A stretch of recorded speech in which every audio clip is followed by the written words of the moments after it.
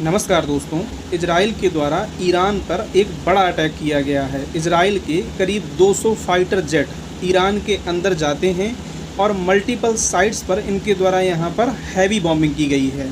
और कई सोर्सेस के ज़रिए ये भी बताया जा रहा है कि जो ईरान के ऐसी साइट्स हैं जहाँ पर न्यूक्लियर प्लांट बना हुआ था, या कह सकते हैं कि न्यूक्लियर के लिए जो यूरेनियम एनरिच किया गया था, उन साइट्स पर भी क्या है यहाँ पर अटैक किए गए हैं।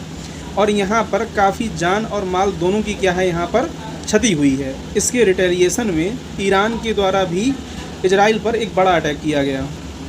ईरान के द्वारा इजराइल पर किए गए इस अटैक में ईरान ने करीब 150 बैलिस्टिक मिसाइल क्या है यहाँ पर दागी हैं इजराइल के ऊपर, और इसमें से कई ऐसी मिसाइलें हैं जिनको इजराइल का जो आयरन डोम है वो इंटरसेप्ट नहीं कर पाया।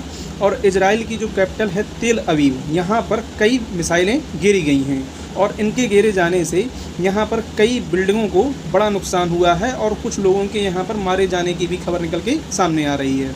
अब सबसे बड़ा प्रश्न ये उठता है कि आखिर ये अचानक से वार स्टार्ट कैसे हो गई। तो देखिए, इजराइल का तर्क ये है कि ईरान जो न्यूक्लियर यहाँ पर डेवलप करने की कोशिश कर रहा है, न्यूक्लियर बॉम्ब बनाने की कोशिश कर रहा है, उससे इजराइल की एग्जिस्टेंस को थ्रेट है। कहने का मतलब ये है कि अगर ईरान ने यहाँ पर न्यूक्लियर बॉम्ब बना लिए तो वो आने वाले समय में इजराइल पर अटैक करेगा। इस वजह से क्या है, इजराइल ने इस खतरे को भांप कर और पहले ही क्या है यहाँ पर ईरान पर अटैक कर दिया है।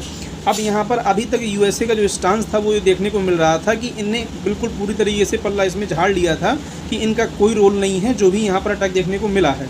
हाल ही में डोनाल्ड ट्रंप की एक स्टेटमेंट आई है कि ईरान को जल्द से जल्द क्या है यूएसए के साथ डील कर लेनी चाहिए। आपको मालूम होगा कि जो न्यूक्लियर डील है वो पहले ईरान ने यूएसए के साथ की थी कि ईरान दोबारा से क्या है न्यूक्लियर एनरिच नहीं करेगा और ना ही यहाँ पर न्यूक्लियर बनाने का प्रयास करेगा, न्यूक्लियर बॉम्ब बनाने का प्रयास करेगा। लेकिन यूएसए इसके बाद क्या है बाहर निकल जाता है। उसके बाद दोबारा ईरान यहाँ पर एनरिच करना स्टार्ट कर देता है। अब दोबारा से यूएसए चाहता है कि ईरान क्या है ये डील साइन कर ले, जिसकी वजह से ये यहाँ पर न्यूक्लियर बॉम्ब ना बना पाएँ। इस पूरी चीज़ को देखते हुए एक प्रश्न ये उठता है कि आखिर ये वार रुकेगी कैसे।